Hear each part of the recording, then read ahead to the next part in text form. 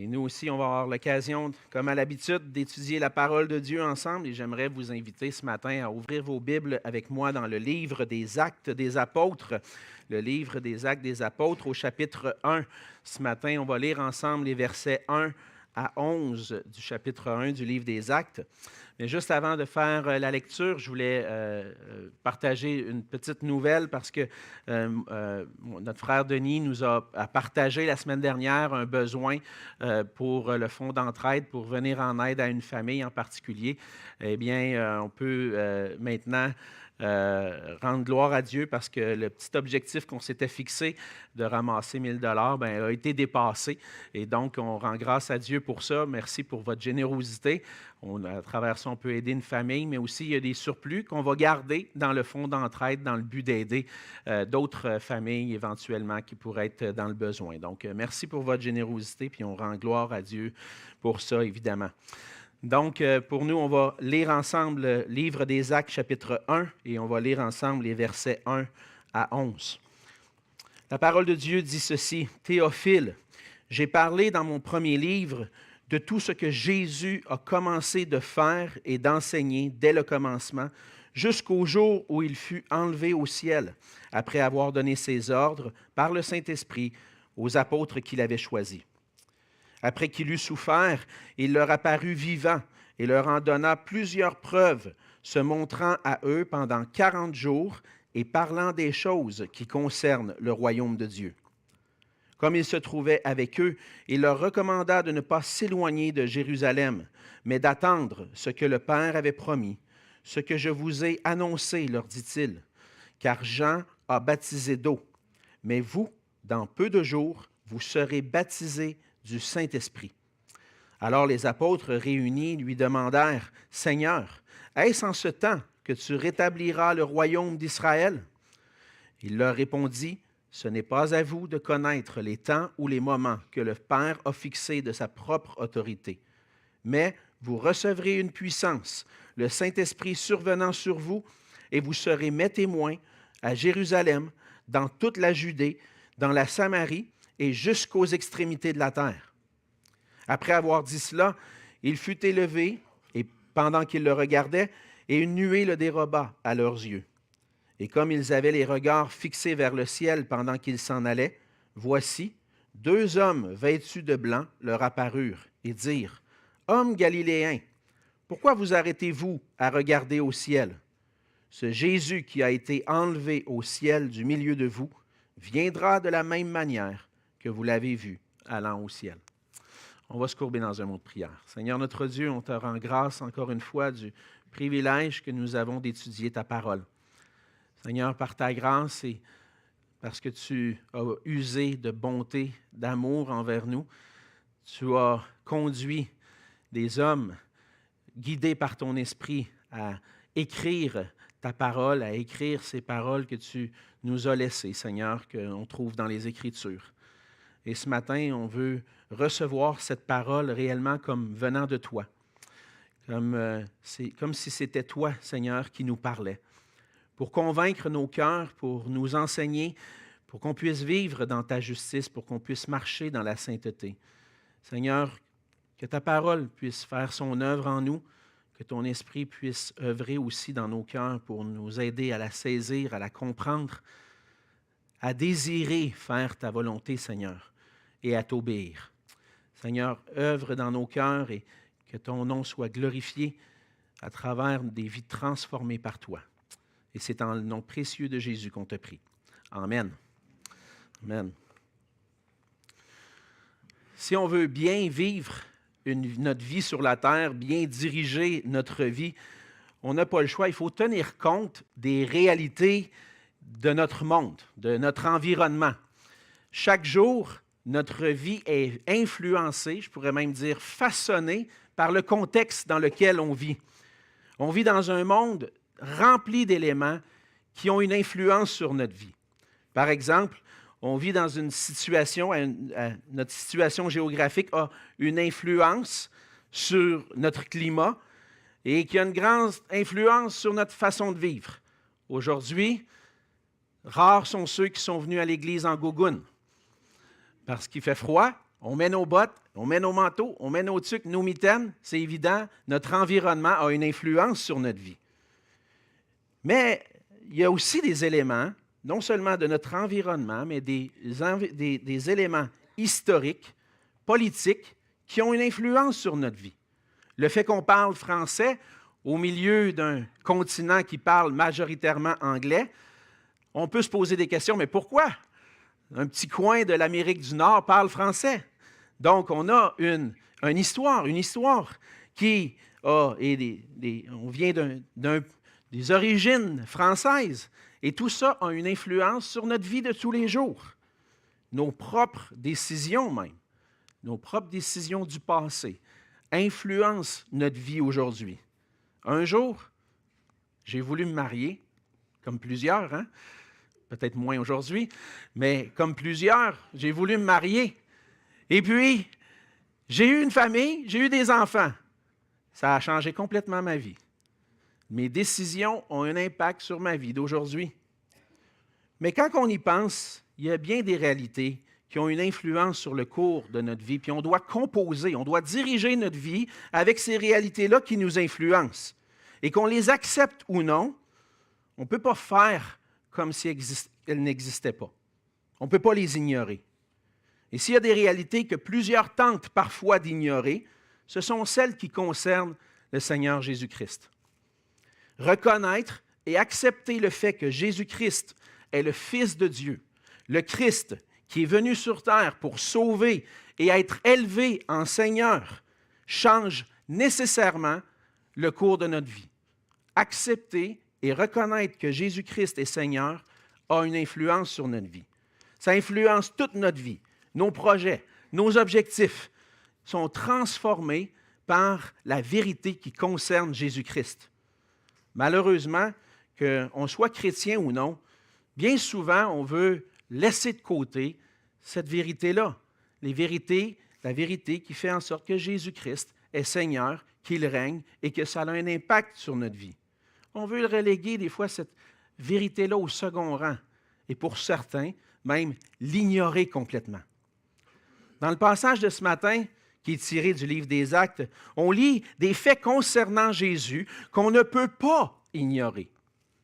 Après avoir parlé dans son premier livre, on l'a vu la semaine dernière, après avoir parlé dans son premier livre de ce que Jésus a commencé de faire et d'enseigner, Luc continue son récit en parlant non seulement de ce que Jésus a commencé de faire, mais de ce que Jésus continue de faire et les œuvres que Jésus-Christ a continué de faire. Et à travers son livre, qu'on pourrait dire en deux parties, la première partie, l'Évangile de Luc, la seconde partie, le livre des Actes, en ce livre en deux parties, Luc veut convaincre Théophile de la certitude concernant les faits concernant Jésus-Christ. Mais le message de Luc ne s'adresse pas seulement à Théophile, mais aussi à tous. Ce livre que Luc a écrit a été transmis au début de l'époque chrétienne dans les églises et a continué d'être transmis à nous aujourd'hui. Et c'est un message qu'on trouve dans ce livre-là que tous ont besoin d'entendre et que même les chrétiens d'aujourd'hui ont besoin de réentendre s'ils veulent réellement soumettre leur vie à Jésus-Christ. On voit dans le passage que Luc raconte en quelques lignes, dans ce qu'on vient de lire, les derniers moments de Jésus lors de sa première venue sur la terre. Et il rappelle la résurrection de Jésus. Il rappelle qu'après sa résurrection, Jésus a donné une mission à ses apôtres, une mission à son Église avant d'être élevé au ciel.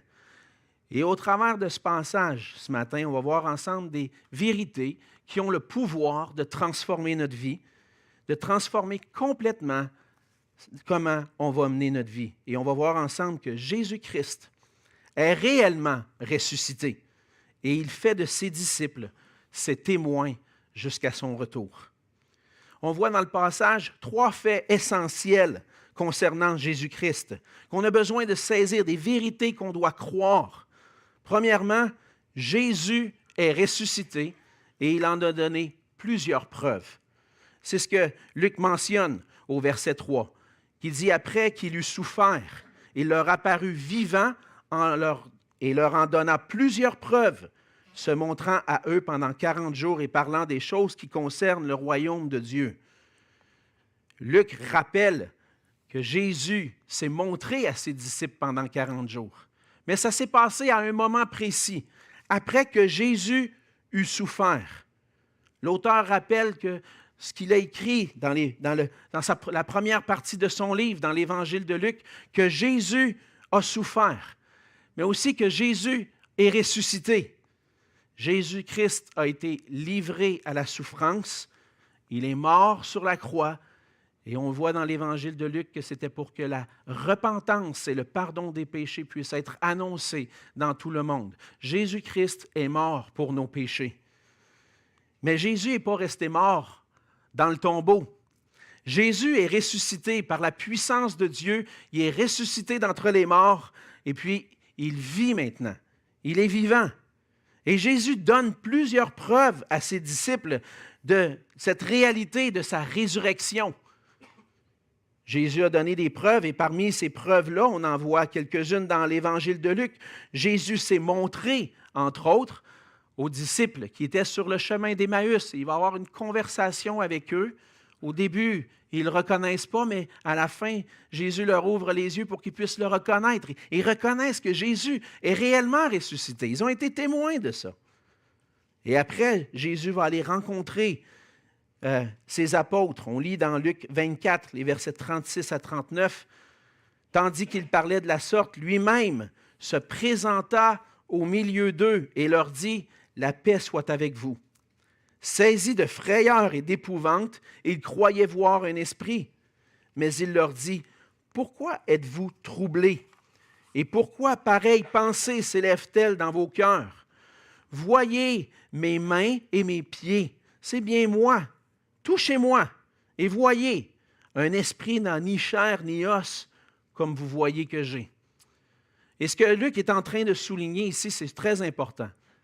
Que Jésus n'est pas seulement ressuscité, ce n'est pas seulement son âme qui est ressuscitée, mais que Jésus-Christ est ressuscité corporellement. Lorsqu'il se présente à ses disciples, les disciples pensent voir un esprit, mais Jésus les corrige. Non, non, non! Vous ne voyez pas juste mon esprit, vous voyez mon corps aussi. Regardez, mes mains, mes pieds. Être assis autour de la table puis voir Jésus apparaître comme ça, certainement, je comprends la frayeur qu'ils ont pu avoir.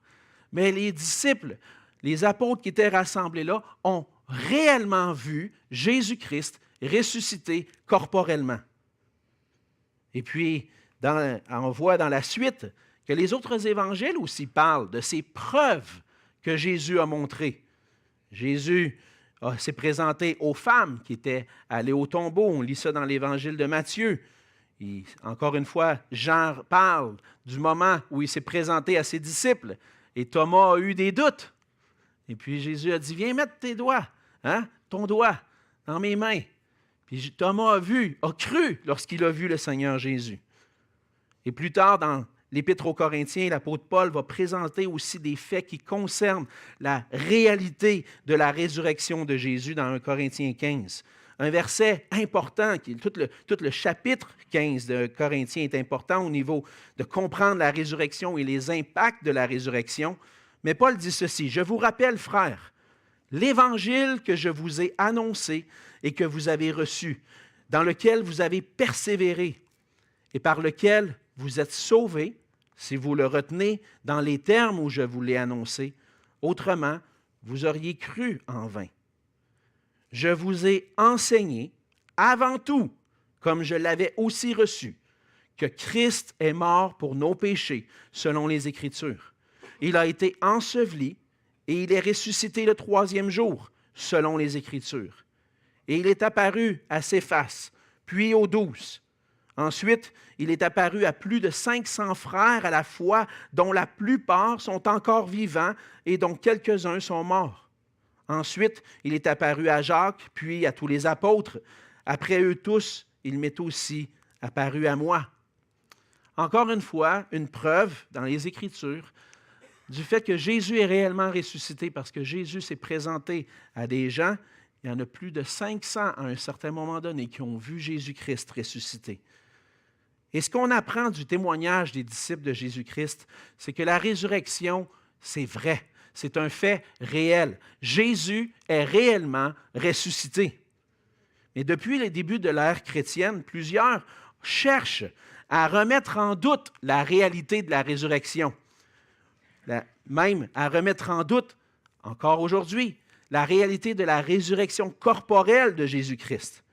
On voit déjà dans les évangiles que les chefs juifs ont cherché à accuser les disciples d'avoir volé le corps de Jésus qui était dans le tombeau.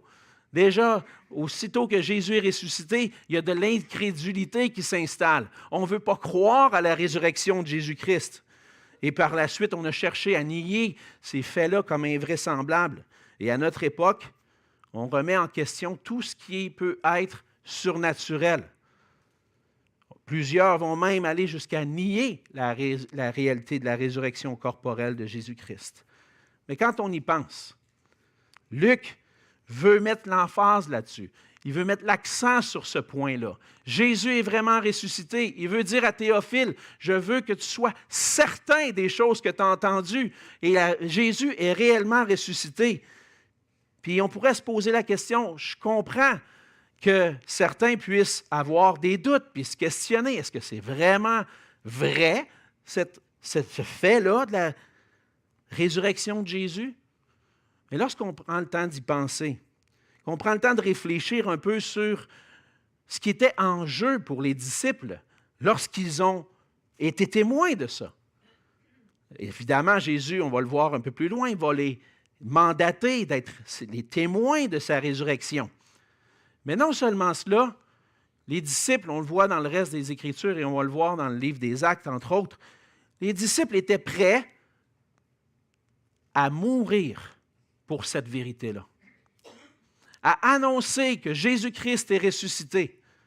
Et puis, contrairement à ce que plusieurs peuvent se penser en se moquant un peu de la résurrection, ils n'étaient pas là pour faire de l'argent. Ils n'ont pas fait grand-chose, ils n'ont pas fait grand argent avec cette vérité-là. C'est peut-être arrivé plus tard qu'il y a eu de la corruption dans les églises, par exemple, puis que l'on a voulu faire de l'argent et vider les poches des gens, entre autres, pour s'enrichir. Il y a eu de l'hommerie. Hein? Où il y a de l'homme, il y a de l'hommerie. C'est arrivé. Mais ça ne change rien au fait que Jésus est ressuscité. Et même si certains ont utilisé ces vérités-là pour corrompre, les disciples ont été témoins de la résurrection de Jésus. Ils n'ont pas dit ces choses-là pour faire de l'argent, puis ils ont été prêts à mourir pour cette vérité-là.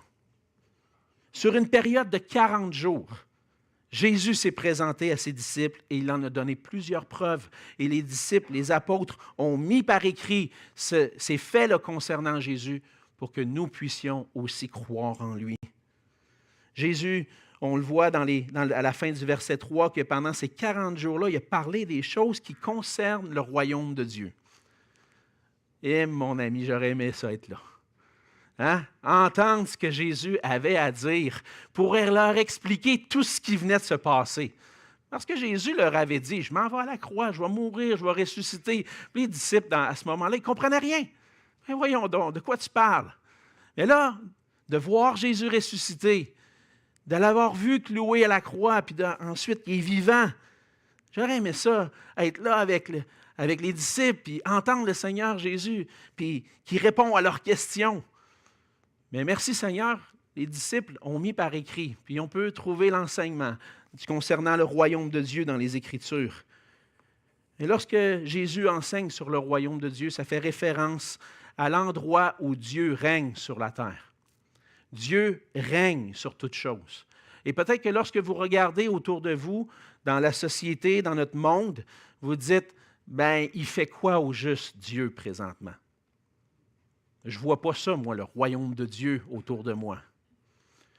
En fait, le royaume de Dieu, c'est un royaume qui est spirituel, qui va devenir une réalité pour la terre entière lors du retour de Jésus-Christ, mais que présentement, c'est une réalité spirituelle. Dieu règne dans les cœurs de ceux qui se confient en Jésus-Christ et qui le reconnaissent comme Sauveur et Seigneur. Vous voulez voir le royaume de Dieu? Regardez les vies soumises à Christ et qui ont placé leur confiance en Jésus comme le seul sauveur. On va en reparler un peu plus loin du royaume de Dieu. Mais présentement, alors que Jésus est au ciel, qui a été exalté, le royaume de Dieu est là présentement dans ceux qui appartiennent à Jésus-Christ, dans l'Église de Jésus-Christ. En fait, l'Église locale est le reflet du royaume de Dieu pour le monde autour de nous.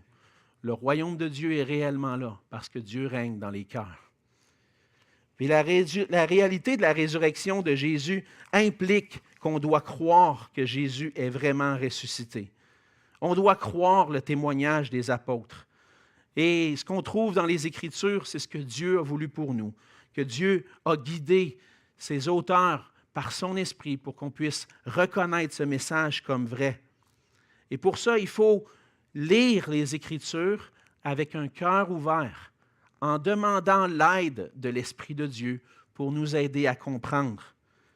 Effectivement, comme je l'ai mentionné, c'est des événements surnaturels, puis humainement, on aurait de la difficulté à accepter ces faits-là. Mais c'est normal de se questionner, de chercher à comprendre, de chercher à saisir qu'est-ce qui est arrivé exactement. Mais on doit aussi chercher à être convaincu que si c'est la vérité, si ça c'est vrai, que le Seigneur puisse vraiment faire ce travail-là de nous convaincre par son esprit. Donc peut-être que ce matin, tu as des doutes concernant ces vérités-là qu'on vient de lire, ces faits-là historiques, concernant la résurrection de Jésus, le fait qu'il envoie ses disciples dans une mission par toute la terre et qui est maintenant élevé au ciel. Tu as peut-être des doutes là-dessus. Demande à Dieu. Si c'est vrai, convainc-moi. Convainc-moi par ton esprit. Puis peut-être que même dans ta vie chrétienne, parfois tu te remets en question, tu te dis, c'est-tu vrai toutes ces affaires-là? Mais c'est l'Esprit de Dieu qui convainc nos cœurs. Et on a besoin de se confier dans le Seigneur, puis prier, dire, Seigneur, lorsque j'ai des doutes, enlève les doutes. Convainc-moi par ta parole, puis aide-moi maintenant à répondre à ce que ça veut dire exactement de vivre pour toi comme Sauveur et Seigneur. Parce que par nature, on est incrédule, mais par son esprit, le Seigneur nous convainc que Jésus est réellement le Sauveur, le Seigneur ressuscité. Et croire cette vérité-là va transformer notre vie. Pourquoi? Parce que Jésus a donné à ses disciples le mandat d'être ses témoins. C'est ce qu'on voit dans les versets 4 à 8. Jésus, après avoir donné ses instructions, après s'être montré visiblement, corporellement à ses apôtres, il va leur donner une mission. Mais juste avant, Jésus va leur donner des instructions au verset 4. Il disait, alors qu'il était avec eux, dans l'original, on pourrait même dire alors qu'il était en train de manger avec eux, de prendre un repas avec eux. On voit que Jésus n'était pas juste à des moments ponctuels, rapides, mais il a pris du temps avec ses disciples. Alors qu'il se trouvait avec eux, leur recommanda de ne pas s'éloigner de Jérusalem, mais d'attendre ce que le Père avait promis. Ce que je vous ai annoncé, leur dit-il, car Jean a baptisé d'eau, mais vous, dans peu de jours, vous serez baptisés du Saint-Esprit. Et donc, Jésus dit à ses disciples de rester à Jérusalem et d'attendre que le Saint-Esprit vienne. Il va mentionner aussi que Jean-Baptiste, avait annoncé la venue du Saint-Esprit, que Jésus baptiserait ses disciples du Saint-Esprit. Jean baptisait dans l'eau. Il prêchait le baptême de repentance. Et le baptême manifestait, dans un sens, la purification et le désir maintenant de marcher dans une vie intègre devant Dieu. Mais alors que Jean baptisait d'eau, il annonçait aussi quelqu'un de plus grand qui allait venir. On lit dans Luc 3, les versets 15 et 16. Comme le peuple était dans l'attente et que tous se demandaient en eux-mêmes si Jean n'était pas le Christ, il leur dit à tous, « Moi, je vous baptise d'eau, mais il vient celui qui est plus puissant que moi, et je ne suis pas digne de délier la courroie de ses souliers. Lui, il vous baptisera du Saint-Esprit et de feu. » Le baptême de Jean était un baptême d'eau qui montrait la repentance, la purification des péchés, Mais après sa résurrection, Jésus montre que ses disciples ne seront pas seulement baptisés d'eau, parce qu'il va donner ce commandement-là, de baptiser ses disciples au nom du Père, du Fils et du Saint-Esprit, mais il va montrer aussi qu'ils vont être baptisés du Saint-Esprit. En réalité, lorsque on pourrait dire baptisé du Saint-Esprit, on pourrait dire baptisé dans le Saint-Esprit. Comme on est baptisé dans l'eau, on peut être baptisé dans le Saint-Esprit. Et quel effet l'eau a sur le corps? Lorsqu'on a toute la pensée des Juifs et de la loi en tête, l'eau, ça purifie. On plonge dans l'eau puis on se purifie avec l'eau, on se lave. Mais c'est la même chose avec le Saint-Esprit. Le Saint-Esprit comparé à de l'eau dans l'Ancien Testament, une eau pure qui vient pour nous purifier des souillures de notre cœur, nous purifier de nos souillures, nous donner un cœur nouveau, un cœur de chair, disposé à obéir à Dieu. Et donc, quand le Saint-Esprit va venir, il va venir sur tous les disciples de Jésus-Christ. Et ils vont être baptisés dans le Saint-Esprit. Et ce sera pour eux la transformation de leur cœur afin de se soumettre à Dieu et de vivre pour Dieu.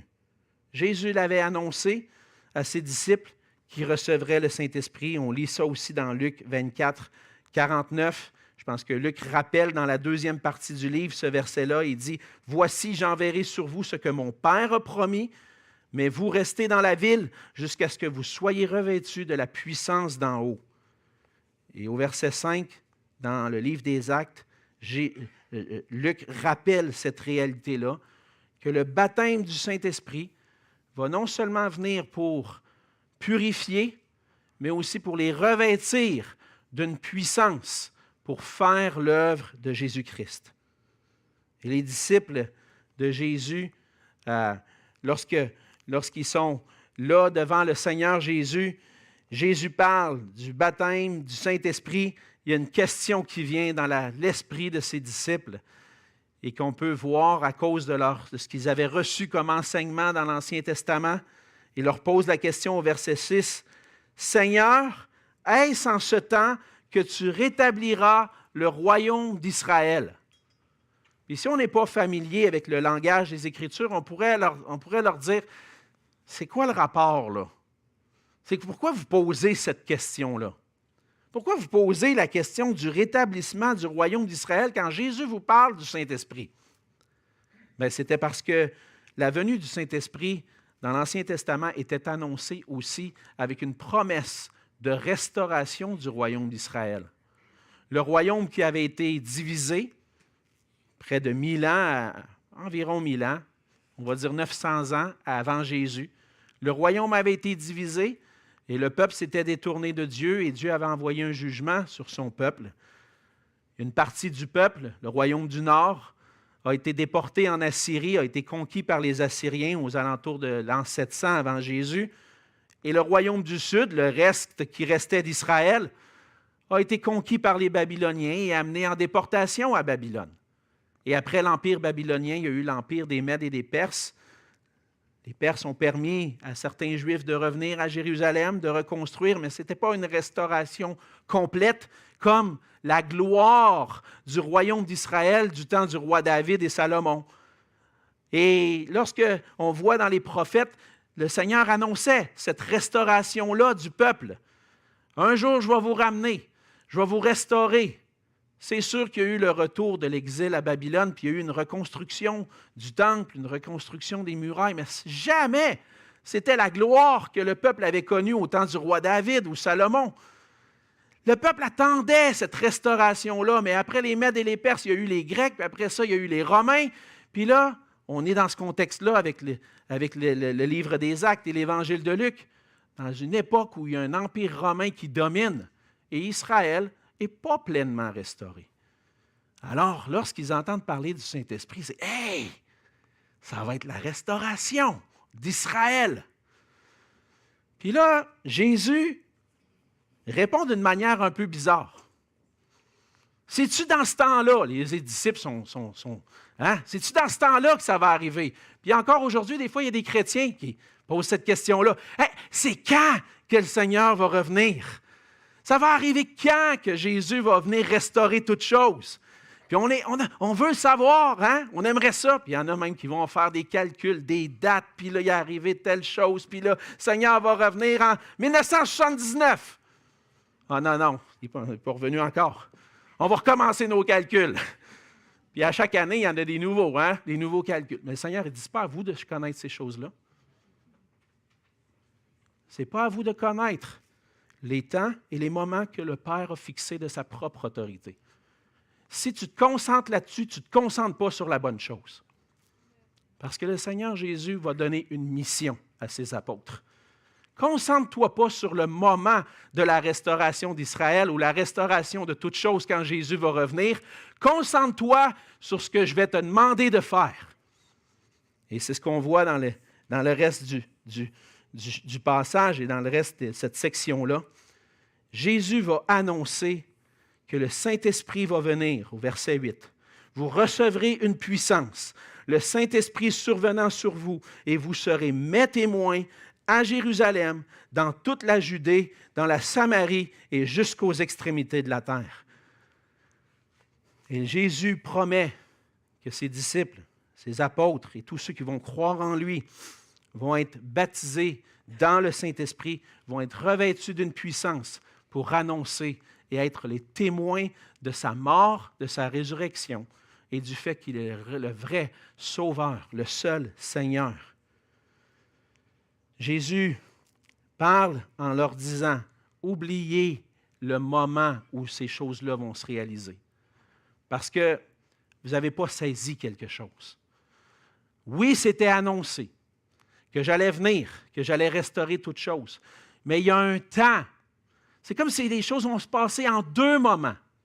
Je viens pour accomplir le salut, puis je vais revenir pour restaurer toutes choses et juger. Mais entre-temps, il va se passer quelque chose. Vous allez être mes témoins. Mon salut va être annoncé par toute la terre. Parce que je ne veux pas que mon salut soit seulement pour des Juifs. Je veux que mon salut soit propagé dans toutes les nations pour que des gens entendent le message de l'Évangile, viennent à leur repentance, placent leur foi en Jésus-Christ et parviennent au salut. C'est ça que je veux. Vous n'aviez pas vu qu'il y avait un petit temps entre les deux. Mais pour nous, on est dans ce moment-là. Dans ce moment-là où on doit se concentrer. Et en confiant cette mission à ses apôtres, Jésus confie cette mission à son Église. Les apôtres sont là comme représentants de l'Église. Un peu comme on avait 12 tribus en Israël qui représentaient le peuple d'Israël. On a 12 apôtres qui représentent l'Église de Jésus-Christ. Et on va voir dans la suite que non seulement les apôtres, mais les disciples aussi ont reçu le Saint-Esprit. Tous ceux qui ont cru en Jésus-Christ reçoivent le Saint-Esprit et sont appelés à être des témoins. Ils vont être particulièrement appelés à apporter l'Évangile dans d'autres régions. Puis on le voit, entre autres, dans le chapitre 8. On va avoir l'occasion de le voir un peu plus. Lorsqu'il y a une persécution à Jérusalem, tous ceux qui sont dispersés, sauf les apôtres, s'en vont en annonçant la bonne nouvelle de Jésus-Christ. Donc, cette œuvre-là du Saint-Esprit qui vient dans les cœurs et qui fait de ceux qui croient en Jésus-Christ des témoins, c'est pour chacun de nous. C'est pour l'Église de Jésus-Christ. Parce que chaque disciple de Jésus-Christ est, par la puissance du Saint-Esprit, un témoin de Jésus-Christ. Si on croit en Jésus-Christ pour notre salut, c'est parce qu'un jour, quelqu'un nous a parlé de Jésus-Christ. Quelqu'un a rendu témoignage. Je sais qu'il y en a, ça va arriver, que vous avez probablement lu les Écritures pour vous-même, puis vous avez été convaincus par le témoignage des Écritures. Mais pour d'autres, pour moi en particulier, en tant que jeune enfant dans une famille chrétienne, c'est mes parents qui ont été des témoins de Jésus-Christ pour moi. C'est des frères et sœurs dans l'Église, quand j'étais tout petit, qui me parlaient de Jésus. Ils ont été des témoins fidèles pour raconter ce que Jésus avait fait. Et encore aujourd'hui, le Seigneur fait de nous ses témoins de sa grâce merveilleuse qui a été manifestée en Jésus-Christ. Dans 1 Pierre, chapitre 2, versets 9 et 10, il dit « Vous, au contraire, vous êtes une race élue, un sacerdoce royal, une nation sainte, un peuple acquis, afin que vous annonciez les vertus de celui qui vous a appelé des ténèbres à son admirable lumière. Vous qui autrefois n'étiez pas un peuple et qui maintenant êtes le peuple de Dieu, vous qui n'aviez pas obtenu miséricorde et qui maintenant avez obtenu miséricorde. » Si tu as goûté à la grâce de Dieu, le Seigneur t'appelle à être son témoin et à partager ce que le Seigneur a fait pour toi. Et parfois, nos mauvaises expériences dans notre témoignage peuvent nous empêcher d'ouvrir la bouche pour Jésus-Christ. Plusieurs d'entre vous, probablement, avaient été sujets à un rejet, des moqueries, peut-être même des persécutions à cause que vous aviez témoigné de Jésus-Christ. Je me souviens quand j'étais un jeune adulte au Cégep à Québec, on avait un groupe biblique qui se réunissait, puis on avait une table de livres à un certain moment donné où on voulait partager l'Évangile aux autres étudiants. Et puis, on était là pendant la période du dîner. Puis à un certain moment donné, en face de notre table, juste l'autre côté de la salle, il y a d'autres étudiants qui ont commencé à écrire avec des crayons sur des pancartes. Pas de religion. C'est faux. Juste en face de nous, pendant qu'on voulait témoigner de Jésus-Christ. Hey, dans ce temps-là, on se sent... Eh boy, je ne veux pas faire de la chicane ici, moi, là. Je ne veux pas que ça commence à brasser plus, là. Mais on a continué de témoigner du Seigneur au Cégep, puis le Seigneur a fait une œuvre. Du temps que j'étais là, j'ai été témoin d'une âme qui s'est convertie au Seigneur, en fait 2. Merci Seigneur pour ça. Mais ce n'est pas toujours facile. On a partagé dans nos familles, puis on a été, parfois, on s'est moqué de nous. Puis parfois, on a peut-être été trop insistant. On n'était pas assez attentif à l'œuvre de l'Esprit de Dieu dans le cœur. Parce que ce n'est pas nous qui allons convaincre. C'est Dieu qui convainc. Puis des fois, on force. Il faut que tu crois. Puis on s'attend à une décision. Là. Je viens de partager l'Évangile. Là. Il faut qu'ils se convertissent là. Pas de même, ça marche. Le Seigneur me demande de partager ce qu'il a fait pour moi. Puis d'encourager la personne. Dire, si tu crois ce qui est là, tu vas venir à Jésus-Christ avec un cœur repentant, puis tu vas croire en lui pour saisir ton salut. Mais ça, c'est ta décision. Ça, c'est entre toi et le Seigneur. Parce que des fois, je dirais même toujours, Dieu est à l'œuvre. Des fois, les cœurs sont endurcis. Des fois, le cœur est ouvert pour qu'il puisse saisir. Et on doit apprendre dans notre témoignage, d'y aller avec simplicité et de dire, voici ce que Jésus a fait pour moi. Moi, je ne sais pas comment témoigner. Fais juste dire, comment tu es venu à connaître Jésus? Tu n'as pas besoin de dire grand-chose. L'apôtre Paul disait 2 choses. Christ est mort pour nos péchés, puis il est ressuscité. Tu crois-tu à ça? C'est ça l'Évangile. Bon, peut-être que ça va prendre du temps pour l'expliquer, mais c'est ça la vérité que tu dois dire. Puis la personne qui va venir au Seigneur, c'est parce que le Saint-Esprit l'a convaincu. Ça va arriver des fois, on va ouvrir la bouche, puis la personne est fermée. Insiste pas. Ça arrivait des fois, on disait, si tu permets, je vais te laisser cette littérature-là. Quand ça te tente, tu peux le lire. J'ai entendu des histoires des gens qui ont garoché ça au bout de leur bras en arrivant à la maison. Puis des années plus tard, quand ils déplacent des meubles, retrouvent le traité qu'ils avaient reçu, puis qu'ils avaient pitché au bout de leurs bras, le lisent, puis se convertissent au Seigneur. J'ai entendu des témoignages comme ça. Ça bouleverse d'entendre ça. Hey, je n'ai peut-être pas eu une victoire, je n'ai peut-être pas vu un résultat immédiat, mais semer, ça peut porter du fruit. Et c'est ça que le Seigneur nous demande. On doit être attentif. Des fois, il y a une lumière rouge. Va pas plus loin. Fais juste essayer de laisser un témoignage. Des fois, la lumière est jaune. Tu dis, je vais prier. pour que le Seigneur ouvre la porte. Des fois, la lumière est verte. Hein? Ouais, j'attendais juste que quelqu'un me partage ça.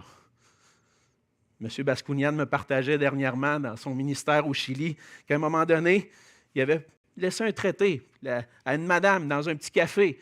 Puis la madame vient le voir, elle dit « Vous étudiez la Bible? » Ben oui, on étudie la Bible. « Je veux étudier la Bible, moi aussi. » Il a pris le temps avec elle, puis ça s'est converti au Seigneur, puis elle fait partie de l'Église maintenant là-bas.